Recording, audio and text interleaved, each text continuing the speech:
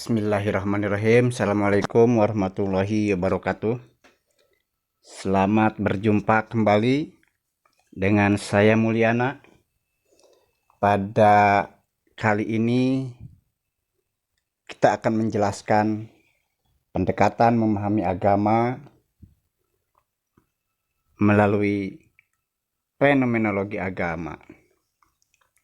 Sebelumnya saya saran kepada saudara-saudara tetap masih berada di rumah karena situasi kita masih PSBB. Yang kedua, saya ucapkan selamat Hari Raya Idul Fitri minal aidin wal faizin. Semoga kita mendapatkan fitrah kembali.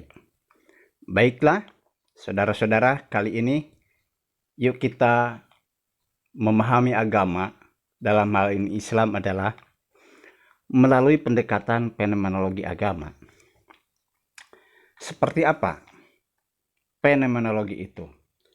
Tapi saya jelaskan bahwa dalam hal ini tidak bermaksud untuk menjelaskan filsafat fenomenologi, di mana filsafat fenomenologi itu tumbuh pada atau muncul pada tahun 1765 atau pada abad ke-18 oleh Husserl dan kemudian dikembangkan oleh Hegel. Tidak ingin menjelaskan lebih dalam tentang filsafat fenomenologi, akan tetapi saya meminjam fenomenologi itu adalah untuk mendekati memahami agama, dalam hal ini adalah Islam. Yuk kita gali apa itu fenomenologi. Ini adalah berasal dari bahasa Yunani yang berarti painein. Apa itu painein itu? Yang berarti adalah memperlihatkan.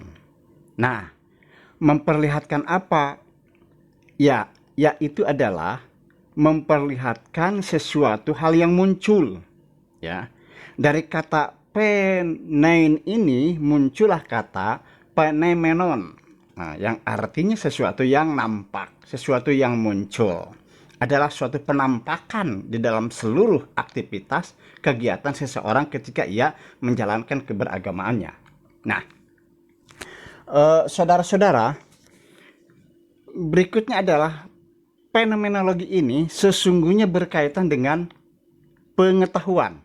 Nah, pengetahuan ini ia ada ingin menampakkan, ya, ingin menampakkan tentang apa ini? Memunculkan, menampakkan tentang kesadaran. Dan ini adalah sebuah ilmu yang menggambarkan apa yang dipikirkan. Ilmu ini adalah menggambarkan apa yang dipikirkan, diketahui, dirasa oleh seseorang dalam kesadaran dan pengalamannya itu sendiri. Itu secara umum.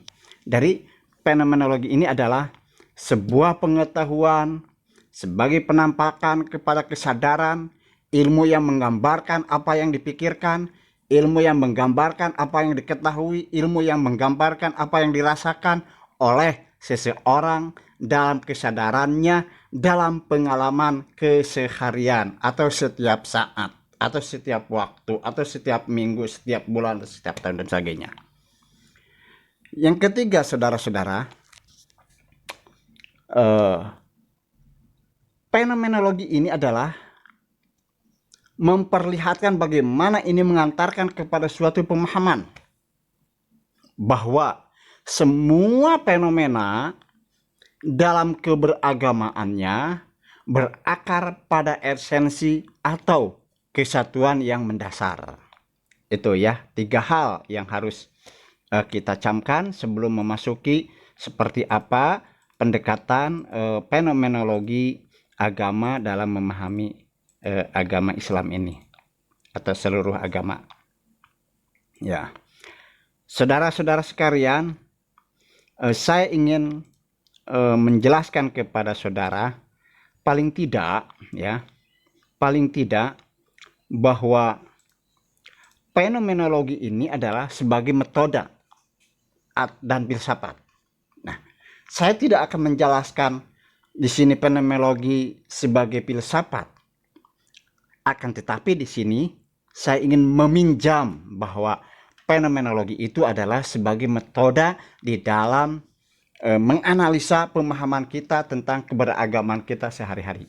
Oleh karena itu bahwa fenomenologi itu adalah satu metode dan di dalamnya sekaligus sesungguhnya sebagai filsafat. Nah, seperti apa bahwa fenomenologi sebagai metode? Jika kita pahami bahwa fenomenologi sebagai metode atau metode, ia adalah membentangkan, mengantarkan, menghantarkan langkah-langkah yang harus diambil sehingga kita sampai pada fenomena yang murni, penampakan yang murni, kemunculan yang murni. Oleh karena itu, kita harus mulai dengan subjek itu sendiri. Siapa subjeknya? Adalah manusia. Serta kesadarannya dan berusaha untuk kembali kepada kesadaran yang murni. Intinya adalah bahwa jika fenomenologi dianggap sebagai metode di dalam memahami agama, berarti ia adalah untuk memunculkan kesadaran yang murni ya daripada manusia itu, kemudian ingin kembali bahwa sesuatu itu adalah ajaran-ajaran yang jelas, ajaran-ajaran yang murni, sehingga apa yang dilakukan oleh seseorang di dalam cara ia beragama, ia adalah menampakkan inilah agama yang murni. Nah, saudara-saudara sekalian, baru kita masuk, paling tidak di sini ada 4 pengertian fenomenologi agama. Nah, yuk kita lihat seperti apa fenomenologi agama itu.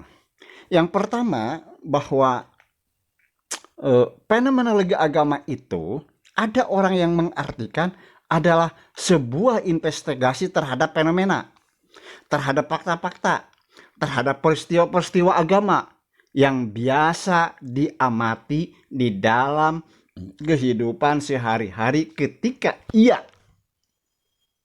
mengaktuskan ajaran agama itu sendiri. Itu yang pertama.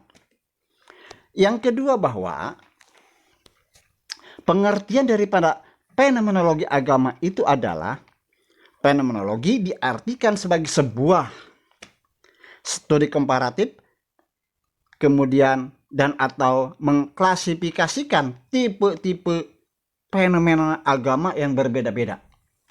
Jika di dalam ajaran Islam, banyak orang yang memahami ajaran Islam itu berbeda-beda. Kenapa berbeda-beda? Karena dia berdasarkan dari pemahaman Al-Quran dan hadis. Al-Quran dan hadis itu adalah ditafsirkan oleh orang per orang, maka disebutlah yang menafsirkan itu adalah para ulama. Berikutnya adalah memunculkan mazhab-mazhab di dalam Islam. Di dalam Islam mazhab Ahlussunnah wal Jamaah adalah ada 4 mazhab, dan itu adalah sebuah fenomena ketika ia menjalankan ajaran agamanya, dan di sini terjadi sebuah komparatif di dalam pemahaman terhadap agama berbagai mazhab-mazhab. Dan ini adalah sebuah mengklasifikasikan, oh ini mazhab anu, oh misalnya mazhab Syafi'iyah, ini mazhab Hanafiyah, ini mazhab Malikiyah atau Hanabilah. Dan itu adalah klasifikasi itu yang berbeda-beda karena berdasarkan mazhab-mazhab. Ya, itu jika di dalam Islam. Tapi kalau di dalam agama secara umum itu akan berbeda-beda. Kenapa orang berbeda agama? Berbeda agama, beda tempat ibadahnya, berbeda agama, beda cara beribadahnya, berbeda agama, cara berperilakunya dan sebagainya. Tapi kita secara khusus adalah bagaimana kita memahami Islam melalui pendekatan fenomenologi agama ini. Maka dengan cara yang kedua itu adalah sebuah komparatif, kemudian mengklasifikasikan ada beberapa fenomena di dalam ajaran Islam itu, muncullah mazhab-mazhab dan lain sebagainya. Maka berbeda-beda orang memahami atau mendekati terhadap ajaran Islam. Oleh karena itu saudara-saudara, Anda jangan heran, Anda jangan aneh jika terdapat orang mengaktualisasikan ajaran Islam yang berbeda-beda, yang satu dengan yang lain. Maka Anda sekarang harus paham dan Anda harus bijak cara melihat orang beragama itu. Karena di situ terjadi beberapa perbedaan dan perbedaan itu adalah sesuatu hal yang lumrah, sesuatu hal yang biasa. Ternyata memang demikian. Ya. Saudara-saudara, ketiga, silahkan nanti dibuka kita diskusi ini ya melalui pertanyaan-pertanyaan melalui WA ya, sebagaimana biasa yang sudah lalu. Saya akan jawab melalui WA-nya sendiri ya. Ketiga, bahwa fenomenologi agama itu ada orang yang mengartikan sebuah cabang atau disiplin atau metode khusus dalam kajian-kajian agama Islam. Nah, fenomenologi agama itu adalah untuk memahami Islam itu, maka di dalam ajaran Islam itu banyak cabang-cabangnya. Seperti apa di dalam Islam itu? Jika Anda ingin memahami Islam itu, maka muncullah orang melalui pendekatan-pendekatan. Ada orang Islam itu adalah sebagai ajaran daripada wahyu, maka melalui Al-Quran dan hadis. Islam itu yang diartikan sebagai ilmu kalam, maka muncullah orang mempelajari ilmu kalam. Di dalam Ahlus Sunnah wal Jamaah, orang mempelajari ini adalah ada kelompok Asy'ariyah dengan 20 sifat, ya, sifat daripada yang dikemukakan oleh Asy'ari, Al-Maturidiyah yang tertera di dalam kitab Tijaniyah. Jika orang mempelajari melalui fikih, nah, maka akan muncullah beberapa pendapat-pendapat atau mazhab-mazhab di dalam Islam, di dalam fikih, mazhab Syafi'i, Maliki, Hanbali, ya Hanafi. Demikian. Jika orang mempelajari Islam itu adalah melalui tasawuf, maka muncul beberapa tarekat-tarekat. Ada tarekat Naqsyabandiyah, ada tarekat Satariyah, ada tarekat Tijaniyah, dan macam-macam lagi. Inilah keunikan kita mempelajari Islam. Nah, ada beberapa cara orang mempelajari. Oleh karena itu, fenomenologi agama untuk memahami ajaran Islam itu, ya, supaya kita bijaksana. Oh, ternyata demikian gitu ya. Nah, secara keseluruhan nanti kita diskusikan dan saya akan jelaskan dulu lebih lanjut. Keempat, fenomenologi agama ternyata dipengaruhi oleh fenomenologi filsafat. Tapi di sini saya tidak akan menjelaskan filsafat daripada fenomenologi ini, karena kita sesungguhnya ingin memahami Islam melalui pendekatan fenomenologi gitu ya. Itulah ada 4 pengertian daripada fenomenologi agama. Lanjut, saudara-saudara, dari 4 pengertian tadi itu, maka paling tidak muncul 2 unsur pokok yang melekat dalam pendekatan fenomenologi ini. Ya, seperti apa, saudara-saudara? Dari pengertian ini, ya, saya katakan tadi ada 2 unsur pokok dalam memahami melalui pendekatan fenomenologi ini, yaitu adalah yang disebut dengan epose, yang berarti adalah pengurungan semua anggapan dan penilaian sebelumnya. Dan yang kedua adalah eidetic intuition, yang mengandung arti melihat ke dalam jantung makna daripada agama. Jadi ingin melihat lebih dalam lagi daripada makna-makna agama yang terkandung di dalamnya seperti apa. Inilah orang melalui memahami Islam, memahami agama melalui pendekatan fenomenologi itu adalah ingin melihat kedalaman. Bagaimana cara orang mengekspresikan keberagamaannya. Bagaimana orang cara mengekspresikan dia memiliki keimanannya. Bagaimana dia mengekspresikan tentang pemahaman, keyakinan tentang beragama. Saudara-saudara sekalian, pada masa sekarang misalnya, sekarang kan COVID 19 itu muncul bermacam-macam keragaman orang, cara ia beragama, cara ia mengaktualisasikan ajaran Islam. Ada orang yang beranggapan bahwa pada masa ini untuk mendekatkan diri kepada Tuhan, kepada Allah itu tidak perlu di masjid. Ini kan sebuah fenomenologi, sebuah fenomena. Tapi mengaktualisasikan ajaran Islam, pemahaman Islam, melaksanakan ajaran Islam itu, mendekatkan diri kepada Tuhan, kepada Allah itu adalah harus dari rumah. Harus di rumah. Dia merenung, dia berkontemplasi, dan pada situasi sekarang ini fenomenanya adalah orang belajar agama tidak perlu melalui ustadz secara berhadapan, tapi adalah harus secara daring, secara virtual. Ini sebuah fenomena baru pada abad ini. Bukan di dalam cara memahami ajaran Islam saja, tapi orang juga belajar, kuliah, tidak perlu berhadapan orang dengan orang, tidak perlu di dalam kelas, tapi harus dari rumah, dari virtual. Ini juga adalah sebuah fenomena pada masa ini ketika muncul COVID-19. Nah, demikian juga saudara-saudara, cara orang memahami Islam, cara orang mendekatkan diri kepada Tuhannya, kepada Allah, pada sekarang ini adalah muncul bermacam-macam fenomena. Yang tadinya dia adalah rajin ke masjid, harus berjamaah, harus salat Jumat di masjid, dan macam-macam pengajian di masjid.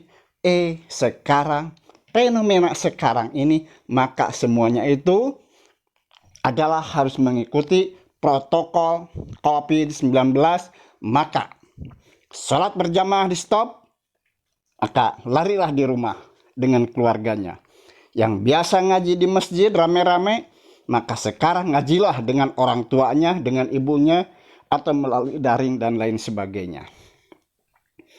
Nah, ini adalah sebuah fenomena. Itu di Indonesia atau di negara-negara mayoritas Islam. Tapi ada fenomena yang sangat unik di dalam cara beragama, memahami agama pada abad ini. Dan bahkan ada sebuah fenomena yang sangat luar biasa.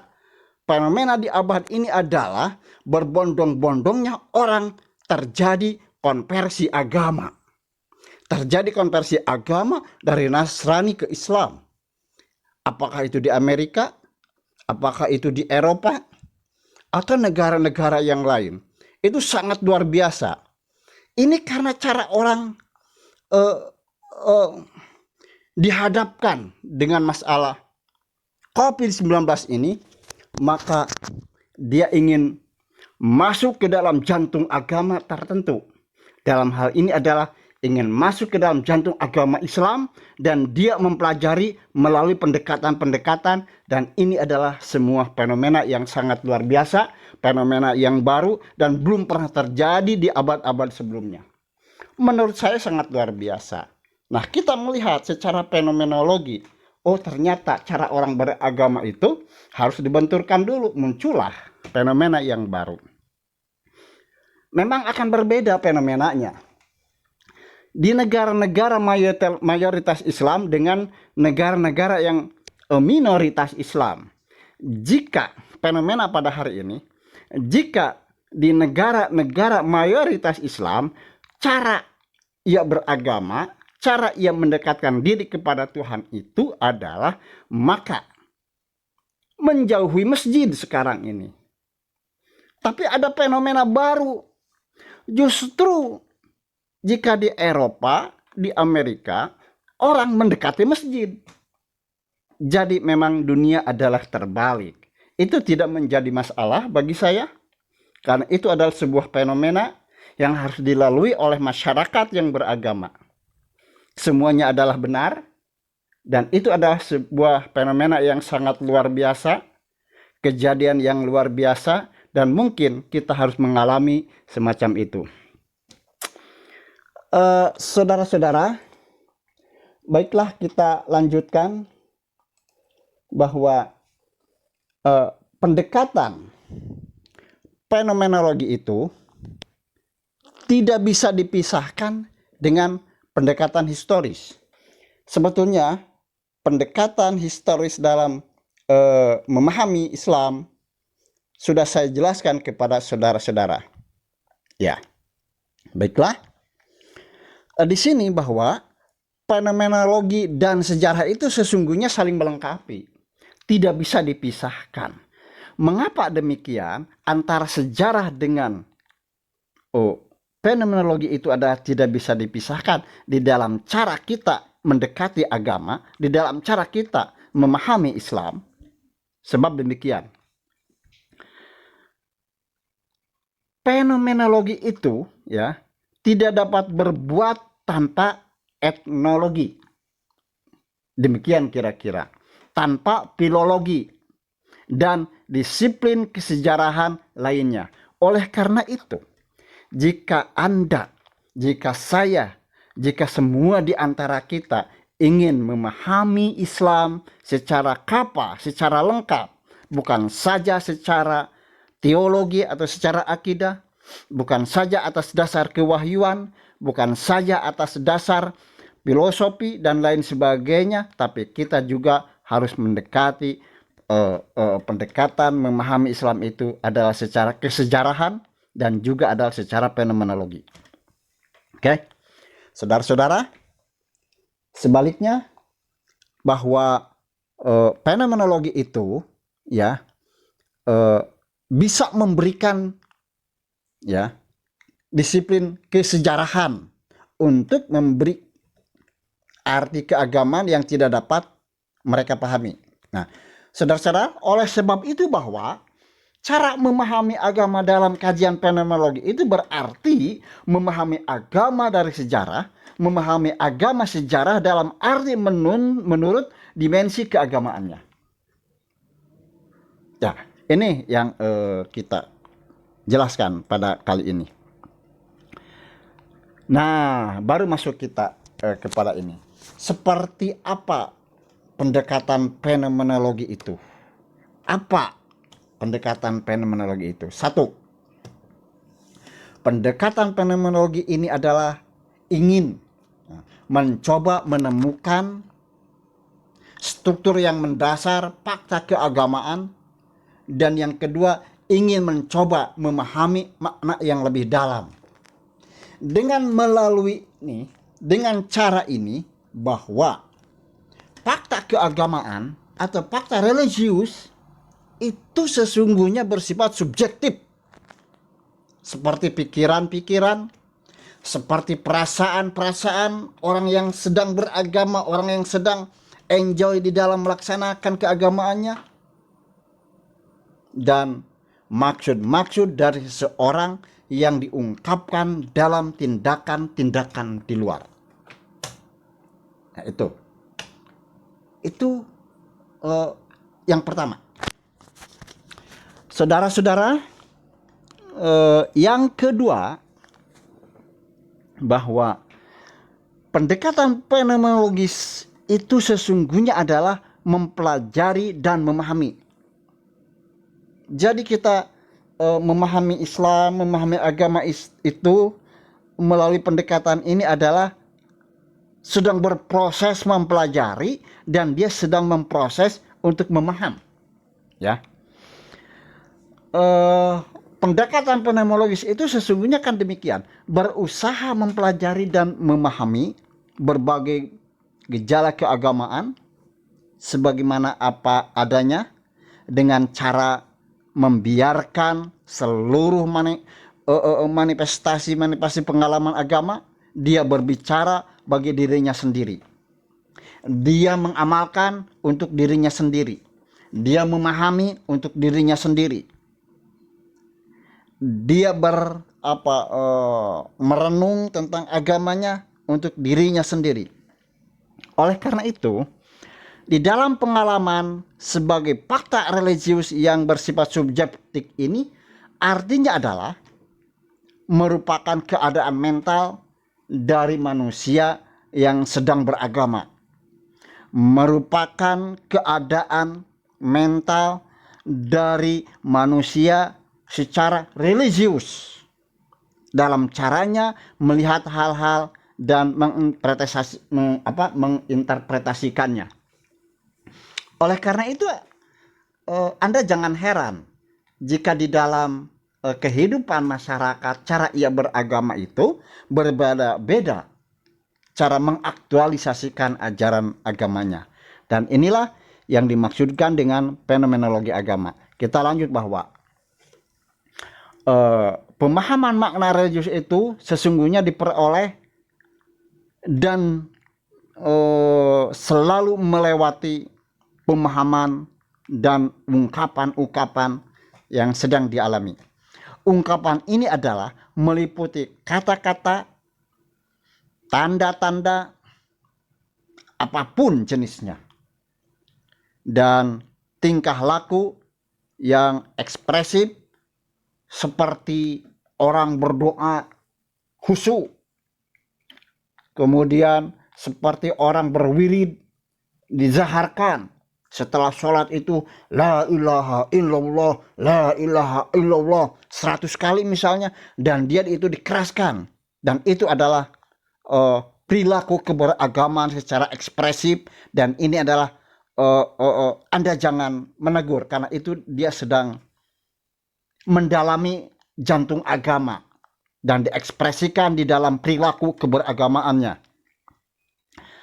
Ada juga orang yang bahwa setiap ada gejala-gejala dari kehidupan ini, ya, ada yang meninggal, dia harus ada ritual-ritual tertentu. Dia ekspresikan keberagamannya. Menurutnya ini adalah bahagian daripada ajaran agama.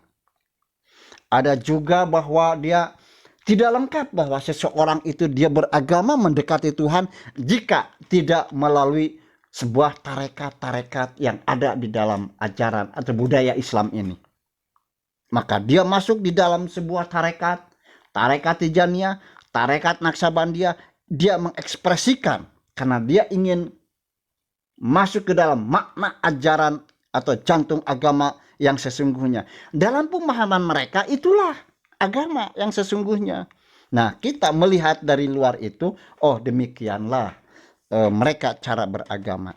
Saudara-saudara, ternyata melalui ini, hanya melalui ekspresilah bahwa mampu menangkap pikiran-pikiran agama, pikiran-pikiran religius orang lain, dan hanya dengan memikirkan dan mengalaminya kembali bahwa sesungguhnya dia adalah ingin melaksanakan daripada ajaran ini. Nah, dengan empati atau wawasan imajinatif, maksudnya adalah dia memiliki suatu imajinasi dalam cara ia beragama itu berbeda-beda.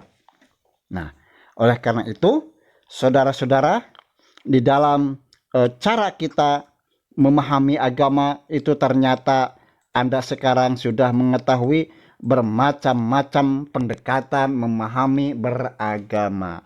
Oleh karena itu Anda jangan heran jika menemukan di dalam masyarakat itu orang beragama itu berbeda-beda. Ada caranya, ada pendekatannya, bagaimana memahaminya, ada bagaimana dia untuk mendekatkan diri kepada Tuhan, itu macam-macam. Ya, barangkali sampai di sini saya menjelaskan tentang fenomenologi agama, tidak bermaksud untuk menjelaskan filsafat fenomenologi, akan tetapi kita di sini adalah bagaimana cara kita mendekati ajaran agama itu adalah dengan pendekatan secara fenomenologis. Kalau benar daripada Allah, kalau salah daripada saya sendiri, semoga Allah mengampuni. Demikian, Assalamualaikum warahmatullahi wabarakatuh.